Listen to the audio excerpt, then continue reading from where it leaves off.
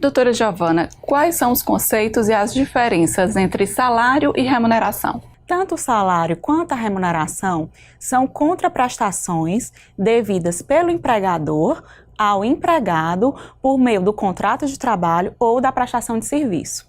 No entanto, a remuneração é gênero, da qual o salário é espécie. Por quê? Porque dentro da remuneração do empregado está incluso o salário, mais as gorjetas, mais as outras contraprestações pecuniárias que ele teria direito, que deverão ser pagas pelo empregador.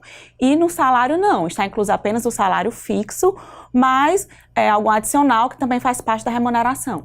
Na prática, qual a repercussão da verba ter natureza salarial ou indenizatória? As verbas de natureza salariais, elas refletem, durante a rescisão do contrato de trabalho, em algumas outras verbas, que são o quê? O 13º salário, o FGTS, férias, adicionais, e as verbas indenizatórias não. Elas existem, elas são devidas, porém elas não possuem reflexos trabalhistas. Doutora Mariana, e as gorjetas, elas fazem parte da remuneração do trabalhador? Como é que funciona? As gorjetas, elas integram a remuneração do trabalhador. O empregador, ele pode tanto fixar uma taxa de serviço, como é muito comum em restaurantes, que na própria nota já vem cobrando 10% ou mais, né? Ou então pode ser uma gorjeta espontaneamente ofertada pelo cliente ao empregado. No caso, é muito comum em casos de bares, restaurantes, hotéis, etc. E é uma verba que se destina ao trabalhador.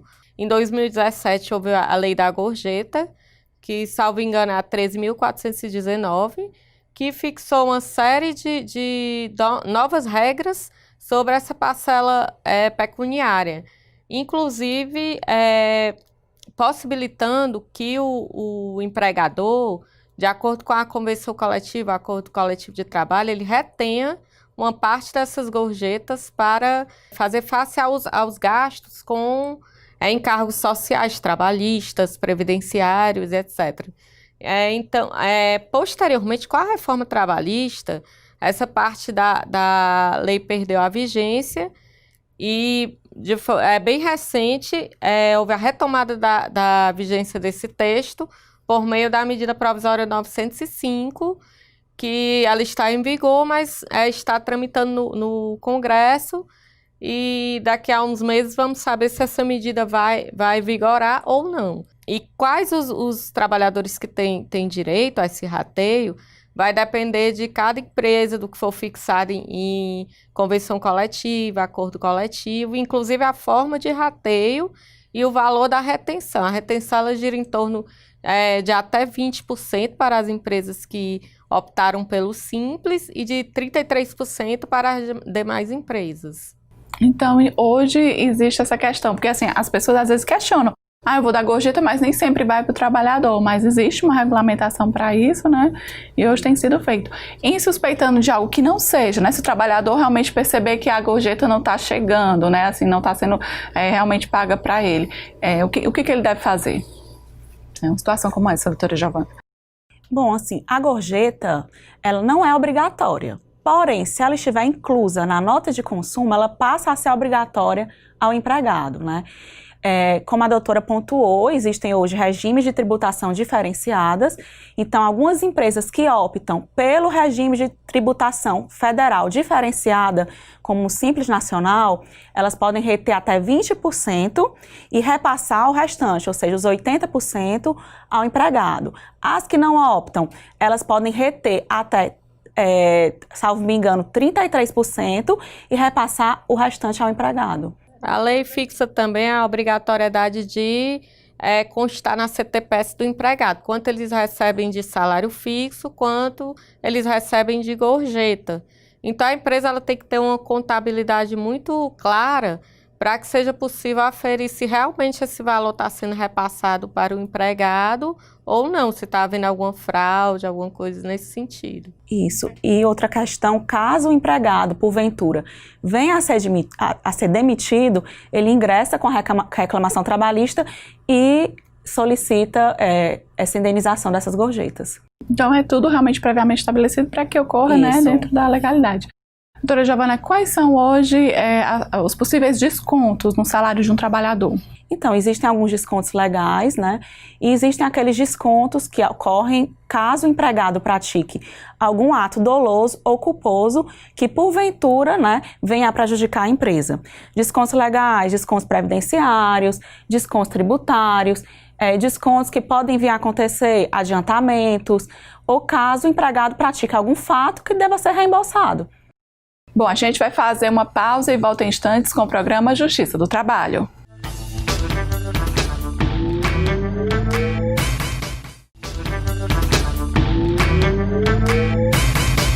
Voltamos com o programa Justiça do Trabalho, hoje falando sobre salário e remuneração.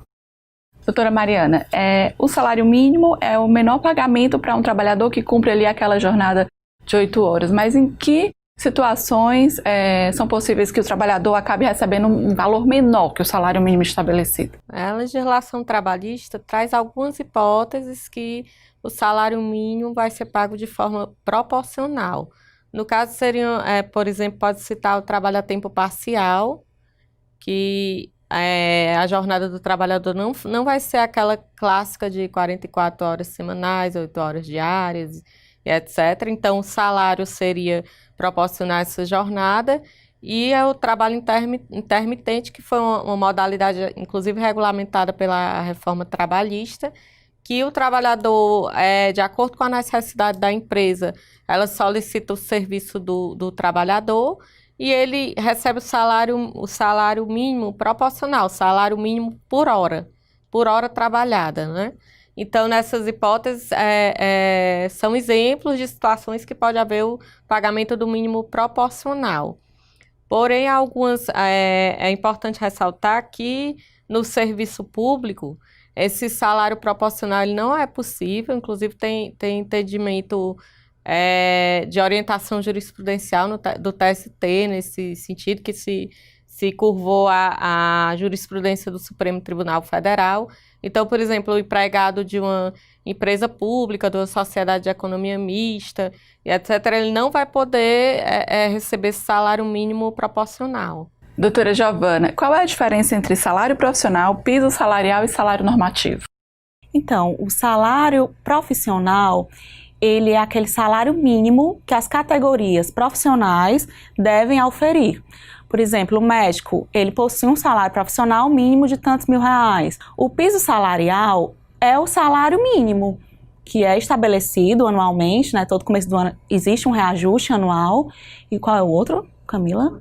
É o salário normativo. É da mesma forma que o salário profissional. É o piso mínimo que determinadas categorias econômicas possuem direito a oferir. Eles podem oferir um mínimo daquele valor, ou então acima. Doutora Mariana, quais são os requisitos para o trabalhador receber o 13º salário? O 13º salário, ele é uma retribuição por o trabalhador ter prestado o seu serviço ao longo do ano, né? É um direito do trabalhador, é extensivo à grande maioria dos trabalhadores, e quando aquele trabalhador não desempenhou, por exemplo, ele foi contratado no meio do ano, ou ele foi dispensado antes da conclusão do período de pagamento, aí ele recebe proporcionalmente ao período trabalhado. Doutora Giovana, quando o trabalhador tem direito a receber o adicional noturno, periculosidade ou insalubridade? O trabalhador tem direito ao adicional de periculosidade quando ele está no ambiente de trabalho que pode gerar riscos à sua vida. No caso adicional de insalubridade, quando ele trabalha, ele labora em um ambiente de trabalho que é propício a contrair doenças, a trazer riscos à saúde e à integridade do trabalhador. E no caso adicional noturno, quando ele cumpre jornada de trabalho noturna, que varia. Alguns cumprem, por exemplo, o trabalhador urbano, o adicional dele noturno é de 22 às 5 da manhã. E alguns rurais, de 20 às 4 da manhã e outros de 20 às 5 da manhã. Varia a depender do rural. Complementando o raciocínio da doutora Giovana, é importante destacar que esses verbos, o adicional de salubridade, periculosidade, noturno, eles são chamados de salário-condição, ou seja, eles são pagos enquanto aquela situação que justifica o pagamento desse valor permanece.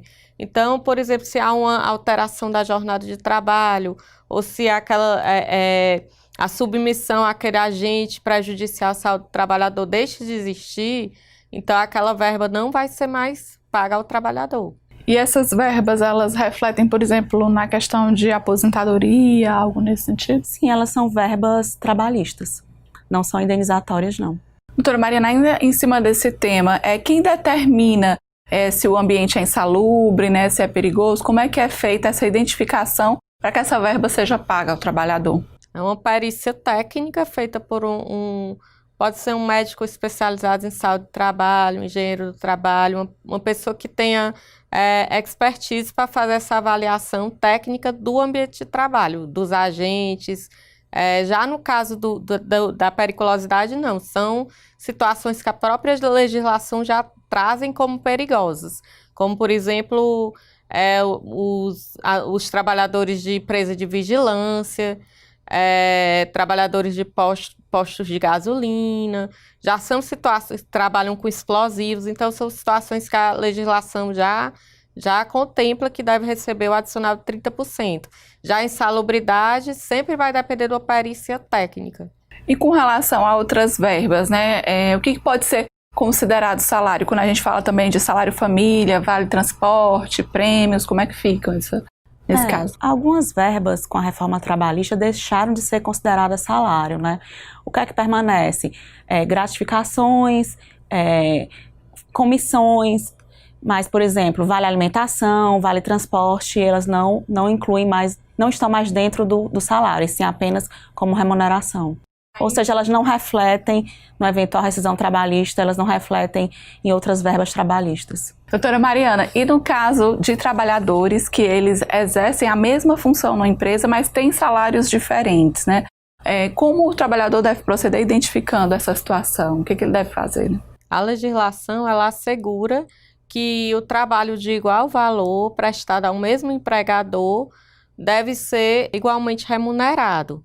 E traz os requisitos para que haja essa equidade que decorre do próprio princípio da isonomia, que é trazido tanto na nossa Constituição como na própria CLT, que é o princípio da igualdade. Então, trabalhou, exerceu a mesma função para o mesmo empregador. No caso, antes da reforma trabalhista, o requisito espacial era que esse trabalho fosse prestado na mesma localidade, que de acordo com a jurisprudência do TST, essa localidade se entendia por município ou às vezes, região metropolitana. Atualmente, com a reforma trabalhista, a localidade passou a ser apenas o estabelecimento comercial. Então, tornou-se mais restrita a possibilidade de equiparação salarial. A diferença de tempo na mesma função, que é exercendo a mesma atividade, não pode ser superior a 2 anos.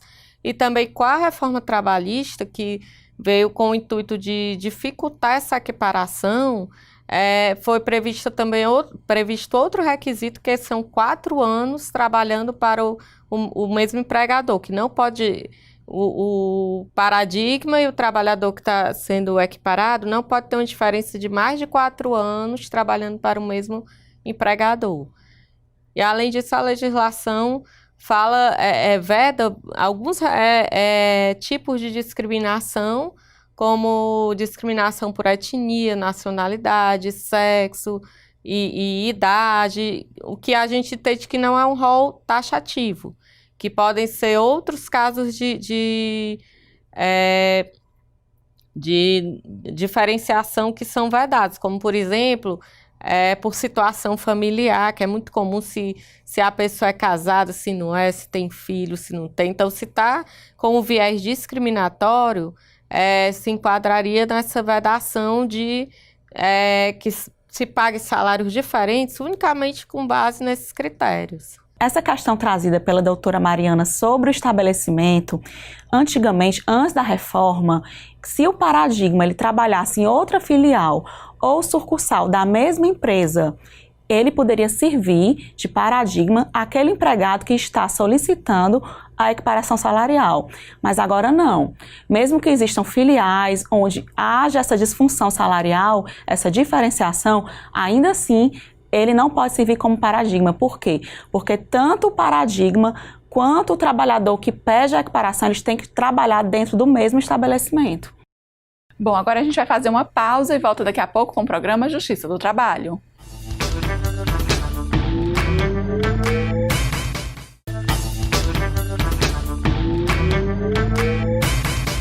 Estamos de volta com o programa Justiça do Trabalho, hoje falando sobre salário e remuneração. Doutora Mariana, existem pesquisas que comprovam que as mulheres ainda recebem um salário mais baixo que os homens, mesmo ocupando a mesma função, né? O que a legislação diz a respeito disso? O que é possível fazer, né, a respeito de situações como essa? A legislação traz em vários aspectos, desde a nossa Constituição até a própria CLT, a questão de ser vedada essa discriminação em razão do sexo.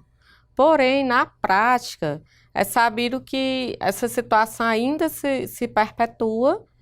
Inclusive, pesquisas do ano passado relatam que a maioria das mulheres recebem, se for fazer uma média nacional, em torno de 76% do salário dos homens.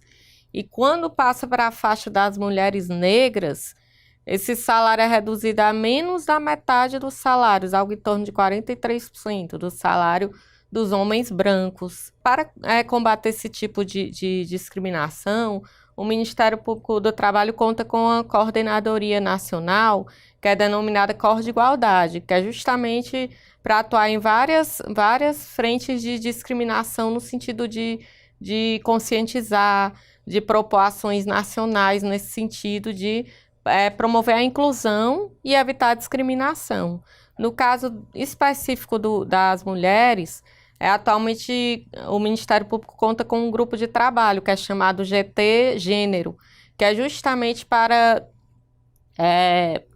tentar reduzir na prática essa diferença que ainda existe, tanto com atividades de conscientização, no sentido de implementar normas que são protetivas da mulher, como, por exemplo, a obrigação de empresas que contam com mais de 30 mulheres no seu ambiente de trabalho, de ter um local próprio para amamentação, que é uma norma que ainda que é pouco aplicada, e da ratificação da Convenção 156, que também trata da não discriminação entre homens e mulheres, inclusive considerando as obrigações domésticas.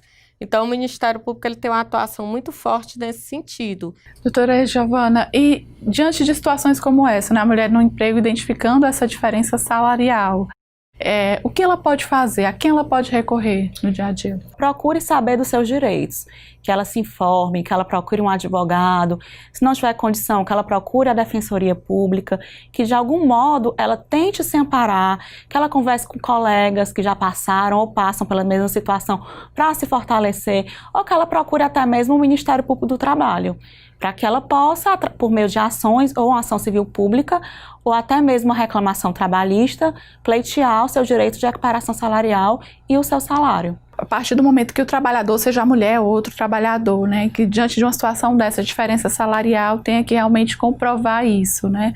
De que forma ou que artifícios eles podem utilizar para fazer essa comprovação mesmo, né? Para poder realmente conseguir pleitear essa igualdade, né? Infelizmente, a única prova que a gente vai ter seria a testemunhal dos colegas de trabalho. Não tem como comprovar de outra forma, se ela acontece dentro do ambiente empresarial. Até porque a equiparação hoje em dia ela tem que acontecer dentro do estabelecimento empresarial. Então, o principal meio de prova é realmente ou a fiscalização dos órgãos ou a prova testemunhal dos colegas, dos funcionários dentro da empresa. Com a reforma trabalhista, doutora Mariana, ampliou-se as possibilidades de contratações, né, de trabalhadores. No que isso refletiu, por exemplo, com relação à remuneração e a salário, né? Porque a reforma possibilitou ou trouxe de novo. O salário mínimo, que todos sabem que já é uma situação bem, assim, comprometedora do próprio sustento, né? Que o salário, na realidade, ele não se propõe a tudo aquilo que a Constituição prevê, né? Para uma vida digna, para uma situação favorável, né? E a reforma trabalhista, ele trouxe uma maior possibilidade de o trabalhador acabar oferindo um rendimento quase assim é incapaz de promover uma subsistência, uma situação digna. Então, no meu ponto de vista, a reforma, no intuito de aumentar a quantidade de empregos, o que se percebeu que não ocorreu de uma forma, da forma que se esperava ou que se pregava, ela criou postos de trabalho que são precarizados, que não trazem uma condição digna de trabalho, de remuneração. No meu ver, foi muito prejudicial e não trouxe a contrapartida que se esperava, que era de gerar empregos, de fazer rodar a economia. E se é permitido, então, contratar trabalhadores com remunerações bem abaixo, por exemplo, do salário mínimo? Isso. O trabalhador intermitente é aquele que ele é contratado para trabalhar ou por dias ou por horas. Então, como ele não trabalha, ele não perfaz a jornada de 44 horas semanais e 8 horas diárias, ele recebe o que ele ofere, o que ele presta serviço. Vamos supor que ele presta serviço de um dia. Então, ao final do mês, ele vai receber o salário proporcional a um dia. Então, ele acaba não perfazendo o piso salarial de R$ 1.045. Ok, nosso tempo acabou. Obrigada, então, pela participação das senhoras. Agradecemos o convite. Bom, o programa Justiça do Trabalho fica por aqui. Mais informações sobre o TRT Ceará no site www.trt7.jus.br. E no site você também pode acompanhar esse e outros programas. Para participar com dicas e sugestões, é só enviar para o e-mail justiçadotrabalho@trt7.jus.br ou ligar para 85 3388 9426. Até mais!